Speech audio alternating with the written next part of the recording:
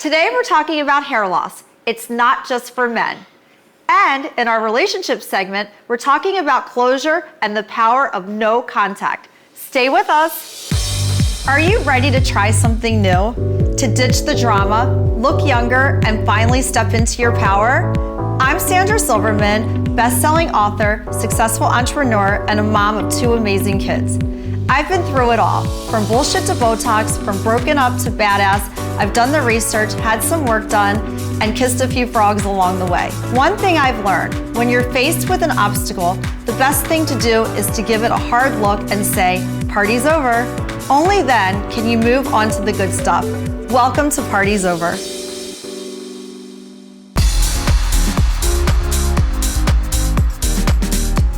With me today is my friend and co-host Vita and our expert, Dr. Nadia, a holistic doctor. Hi, Nadia. Hi. Thank you for coming on the show. I love this topic of hair loss. Me too. Everybody has an issue with hair, or most people. And what do you suggest for people that are beginning to lose their hair, let's say in their 20s? Hair is a big topic because there's so many things that can influence internally and then externally as well. And I feel like I am seeing younger and younger women especially dealing with hair loss. So the first thing that you can do is a blood test. Blood test to see, are there any hormones that are out of balance, any nutrient gaps that we can fill in, any inflammation that might be going on, any issues going on with the thyroid, iron deficiencies. We talked about the nutrient gaps. So yeah, the blood work is the first place to start. Then I think if you know that there's a genetic component, there are even genetic tests that we can look at that will tell us if you have genes present that are more likely to cause hair loss, and then what type of hair loss. So if there's a gene that you're detecting that can cause hair loss, then you can just set up like a protocol for that can actually be prevented or stopped? Yeah. So these tests are really cool because we can see not only what you might respond to, but internally, but also externally. So we can create even a custom topical formulation to see what, like based on what your hair follicles will respond more to based on your genes. Do you see a lot of people that develop DHT over the years? Yes, so DHT it's actually like a more potent form of testosterone, right? Dihydrotestosterone, and the testosterone gets converted to that. Usually what drives that conversion is going to be inflammation. So that's what, like lifestyle, we come back to lifestyle, whereas if there's a lot of inflammation, then that can help to decrease that conversion process. Also, if you're someone that's more genetically predisposed, then that is more of an issue. So it's an issue if you're driving that conversion.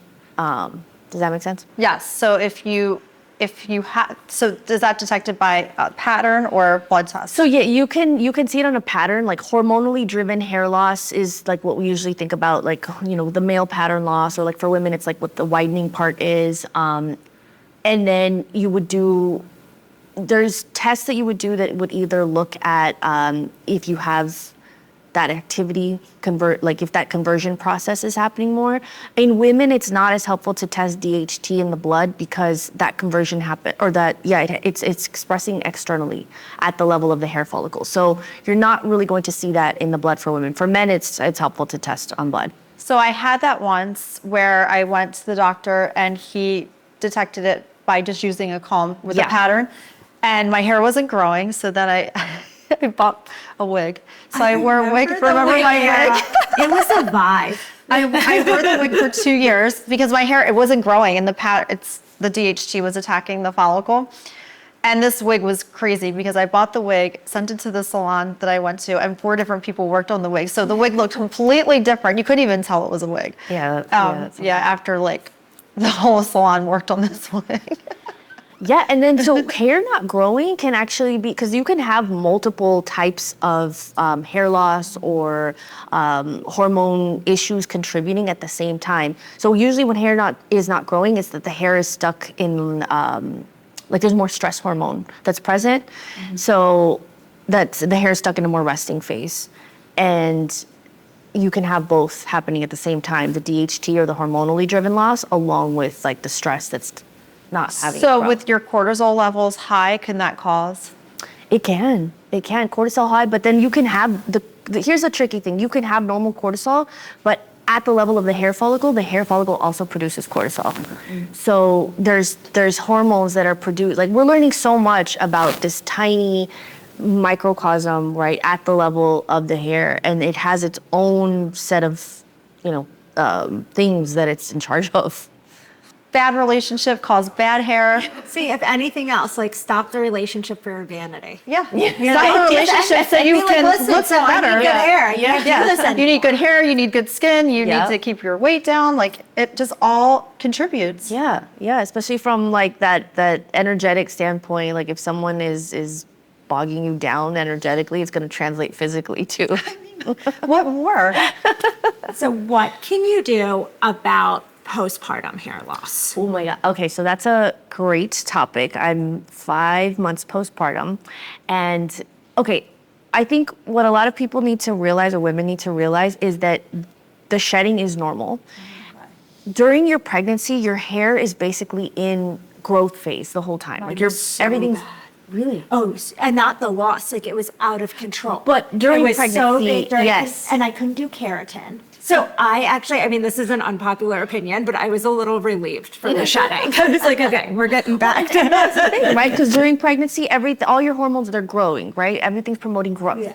So during that time, you're not shedding, which is a normal part of the hair growth cycle. Shedding is a part of that cycle, but during your pregnancy, you're not shedding.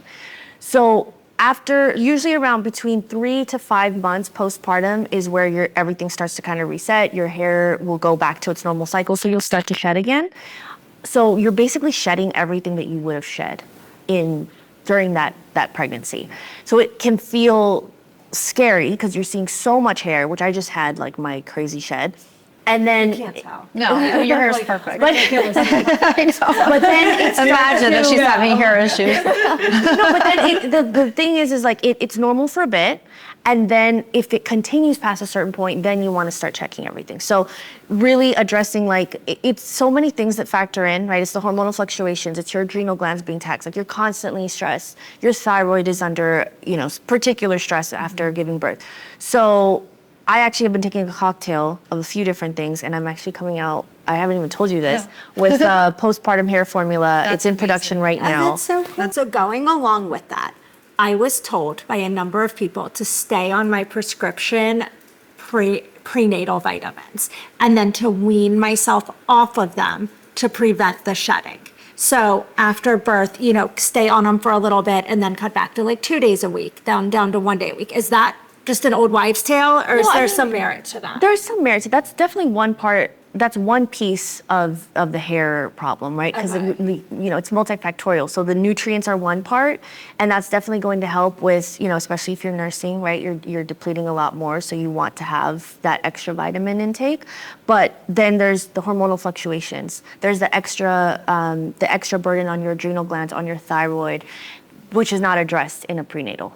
Okay. So that's why That makes total sense. So it's twofold. It's multifold. Multifold. Yeah. So what you're formulating Is going to is address everything. Addresses yes. all of That's it. awesome. But That's it's not amazing. going to have all of the because that's the other thing is like if you have your multivitamin, I don't want it to be that you can't take both of these together. So this is something that you can complement with your prenatal, with your vitamins, so that you're not getting too much. Because that's a whole other issue, right? Just because something is good, the more doesn't necessarily equal better.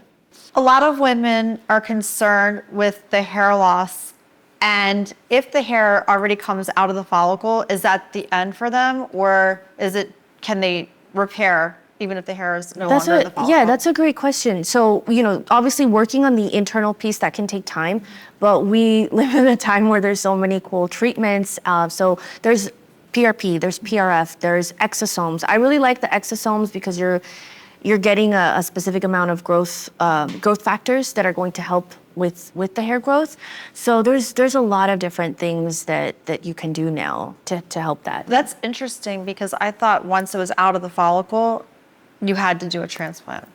No. Oh, So interesting. it has to do with if the follicle is still viable. Okay. Yes. Okay, So so to if catch it's it not, then what? If it's not, then you can look into other options. But usually, if you're seeing it happen early on, which is why it's good to get assessed, make sure there's no miniaturization, address the internal component so that doesn't keep happening. That's why I like a twofold approach where you're doing the internal and the external, so that you can do some things before the follicles are, essentially no longer viable.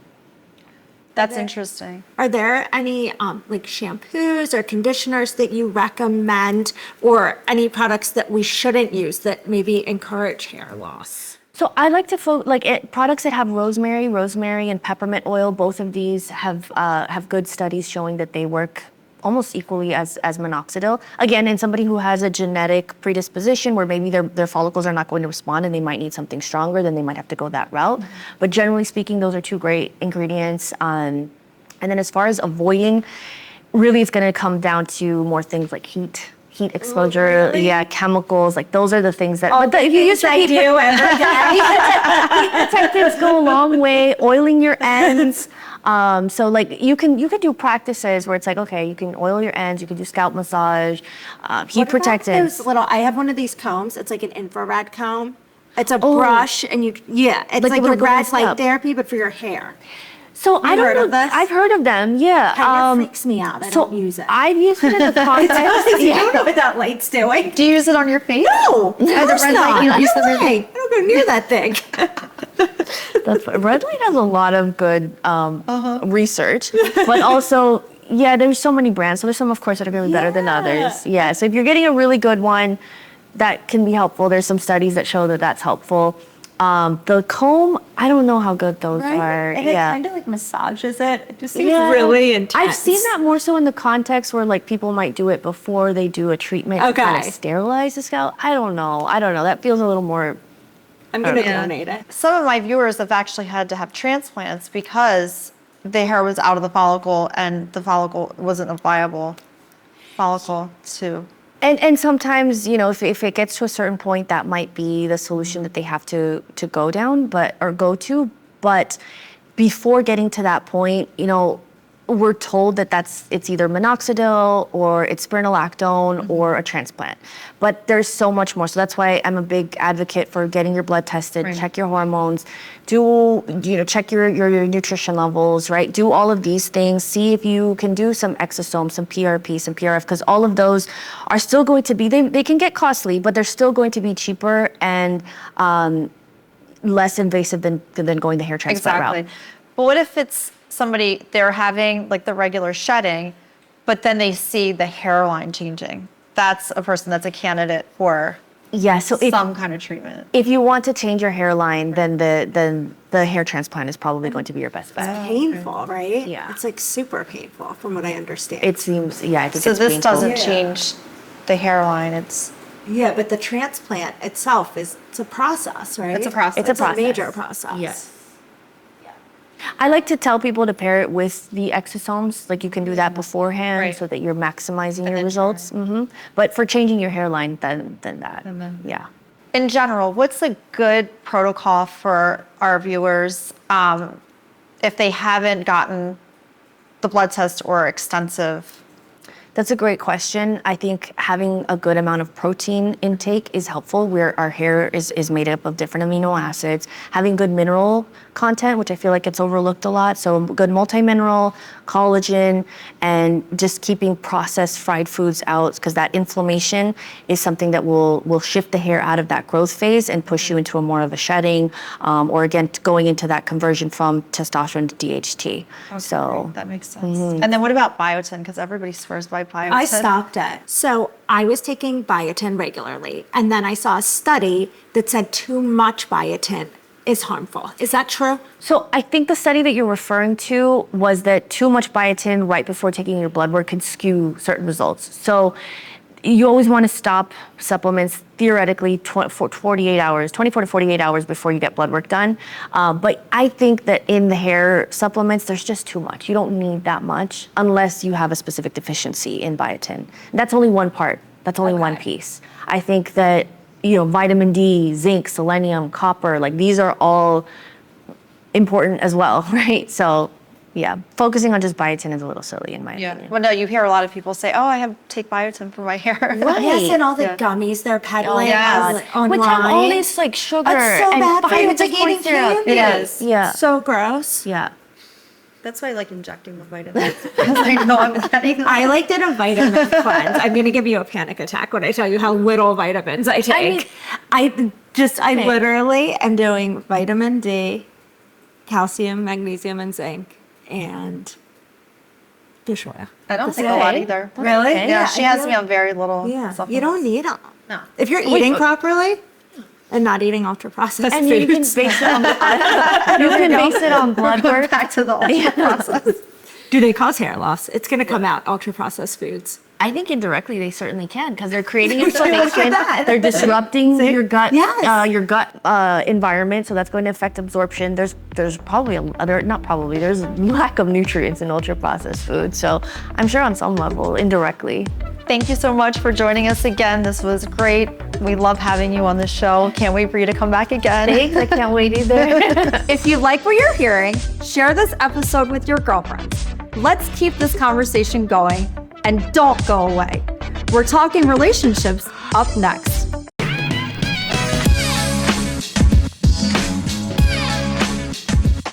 Sometimes it's necessary to sever contact with a friend, an ex, or a family member, and that can be tough. What are your thoughts about this, Vita? I have a lot of thoughts on this. I think that this is the smartest thing you can do if you're trying to end a relationship. I have no contact with any of my exes. I have no contact with the few friends that I've had falling outs with. I haven't had a ton of them, but the ones I have absolutely no contact with them. I'm lucky enough that I haven't had to do this with family, but I would. I'm not beyond it. I think there is no reason to continue relationships and keep talking to them. Now, you are not the best with no contact. I 100% agree with you. Were you texting your ex-husband last night? However, when we separated for the 4th time last summer, Okay. I blocked him. And that was the only way I was able to get over the hump and get over the relationship. Unfortunately, I fell and I broke my wrist and my tailbone, and he showed up at the hospital. And when that happened, that kind of ended the no contact. But I did need those 2.5 months of no contact to get over the relationship. So that being said, I understand when people have small children and things like that and they're going through a divorce. Obviously, you have to talk to the ex-spouse. Your children are grown. You really don't need to communicate about them. So why would you continue communication? So after that happened, then we went back and forth with no contact due to like whatever situation was going on at the time. So when he left and was with another person. Okay. And they kept breaking up, getting back together. So every time they weren't together, I was okay speaking to him because everything was done in such a disrespectful way to me, the infidelity, what was going on behind my back. So I had a major problem with that. I didn't really have as much of a problem speaking to him as long as she wasn't in the picture, which because I was already to the point where I was over the relationship and I was over him, I felt like it was okay where I could communicate with him, and maybe not like on a daily basis, but I felt like the communication was okay. However, the times that he went back to her, I wouldn't speak to him because it was so disrespectful, the way that it happened, what he had done. He'd been seeing this person off and on for like 4 years behind my back. And I know this because she posted everything on Instagram. Of course she and did. put it in her highlighted stories. So I didn't even need to hire a private investigator, which I wouldn't have done anyhow because I'm not psycho.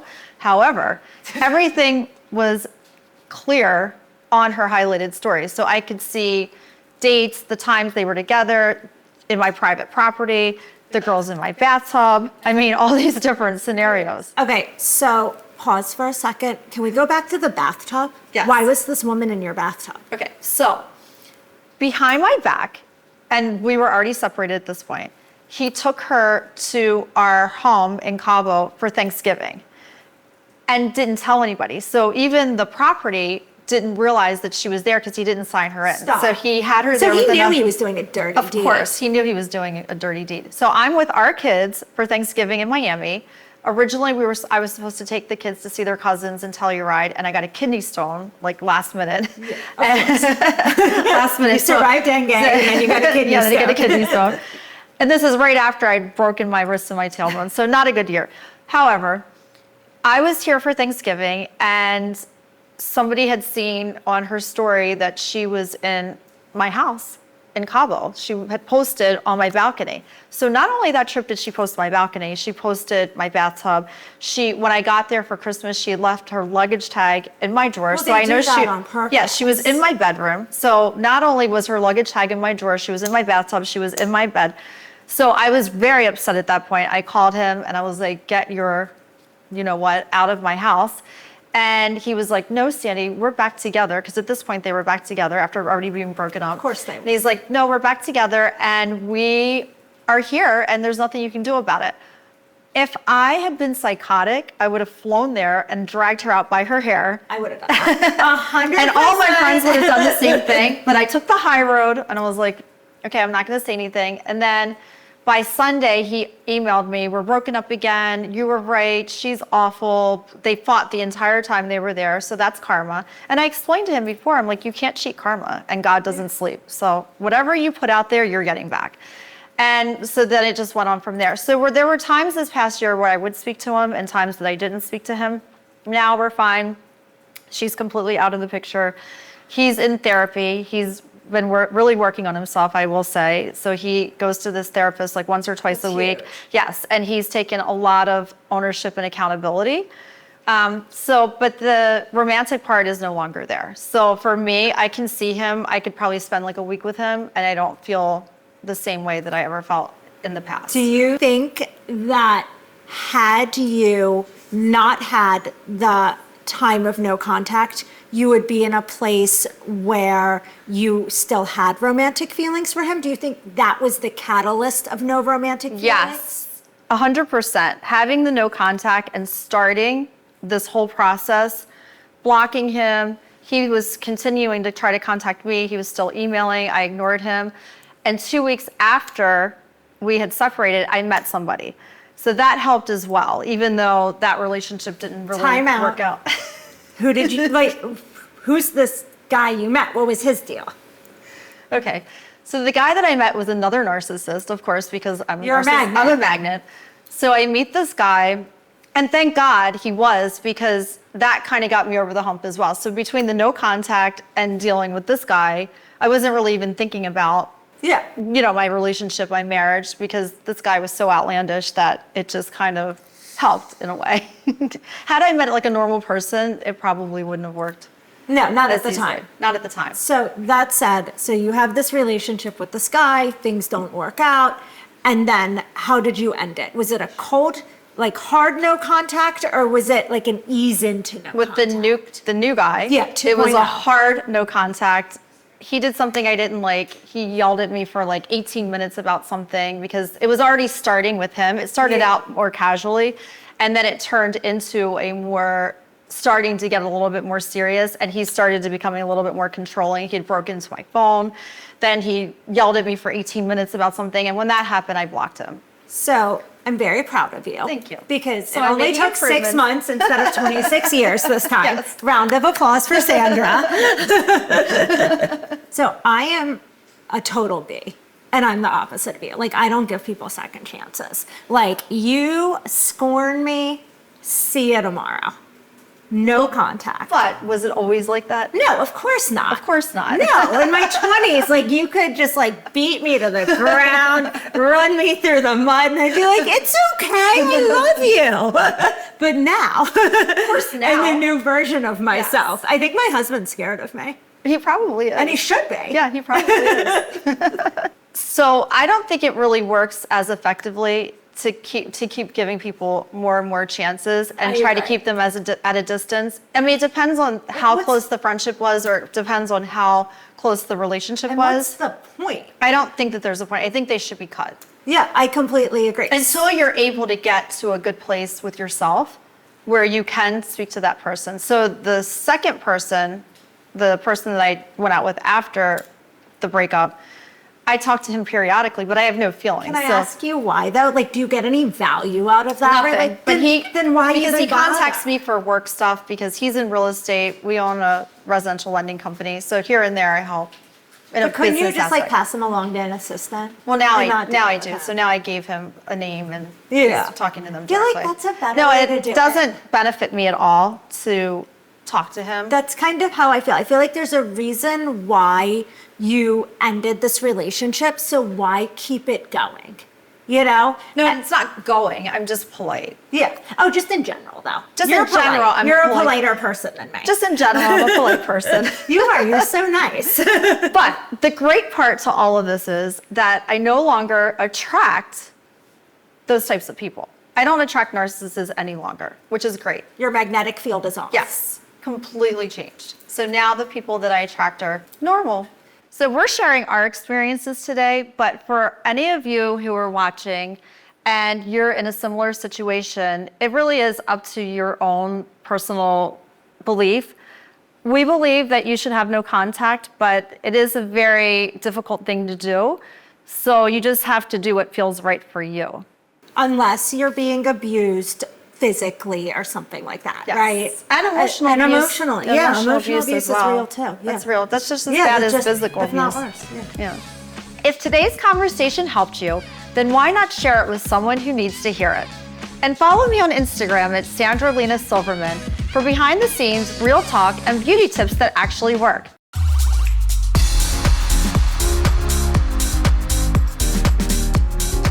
Now it's Spill It, where I answer your questions and nothing is off limits. Listen to this. Hi, Sandy. My ex-husband left me for a woman almost 20 years younger. I've been thinking about getting more procedures, partly for me, but if I'm being honest, I also want to prove to him that I can still compete. How do I know if I'm doing this for myself or if I'm doing it to get back at him? Oi. This is interesting. If she's asking the question, she probably already knows the answer. Yes. But I understand how she feels because that happened to me. And I was already doing the procedure, so it didn't matter. And I actually, which this is actually a good thing to say, you honestly can't compete where you don't compare. And my guess is that this woman is way better than the woman that he's actually left her for. Well, of course because she they is. always downgrade. These Yeah. guys never upgrade. They always downgrade. Well, Even the if first the one's a downgrade. The second wife can be an upgrade. You know, I'm a second wife. You're second wife. But when he left, when Yeah, this is true. when he left, I'm gonna be did he quiet. upgrade? Did he downgrade? Because you met him years later. Yeah, this is true. You weren't. He didn't leave. Your ex or your husband didn't leave his ex for you. No. This is a totally different This is a scenario. totally different Normally, scenario. when they leave for somebody else, they leave for a downgrade. Yeah. It's never an upgrade. Oh, absolutely. Very rarely is it like an your upgrade. Insta thing. Exactly. Yeah. So in my situation, he completely downgraded. So, do you think, taking all that into consideration and being a victim of this exact scenario, my husband left me for this godforsaken whatever, right? Do you think that it's okay to do the procedures as revenge? I mean, it's a revenge body for a reason, right? So Right. many women do it. Do you think that's okay for it to be the motivation, or should the motivation be intrinsic? I don't. I think that the motivation should be for you and not for him. Because he's already gone and he's already made his choice and he already is going to get his karma. Trust me, for what he did to you, he will be paid back. I think if you want to make the improvements for yourself, then that's perfect. You do it for you, but don't do it for him. He's already gone and he's not worth your time. Not to mention, I think that at some point the trauma of the breakup is going to go away. And you don't want to do all of these things and then you're mentally recovered from this and you're like, holy shit, like what did I just do to myself to get back at this guy? Right, but that's why you she need needs to do it for she her. needs to take a pause. I think she pauses, waits a couple of months and really thinks about if she really wants these things and if they will enhance her everyday life. She works on herself internally. And then externally. Oh, that's a good one. And that's why in my book, it was all external work first and then internal work because I wasn't happy. So, and I realized once I did all the external work, I still wasn't happy. And then I started doing the internal work to find the actual true happiness. I love this idea. Internal, then external. Not the opposite. Genius. In your book, you did the external work first and then the internal. Yes. If you had to do it over, how would you do it? The internal work first and then the external. That makes total Yes, sense. because I did so many procedures chasing this happiness, chasing the Yes. perfection, which I probably would not have done so many had I been happy on the inside. So then I did the whole journey of finding my internal happiness, and that was the second part of the book. So, ladies, internal work first, then move on to the Yes. external. Thanks for spilling it with us. We love hearing from you. Remember, stay strong and own your closure. See you next time.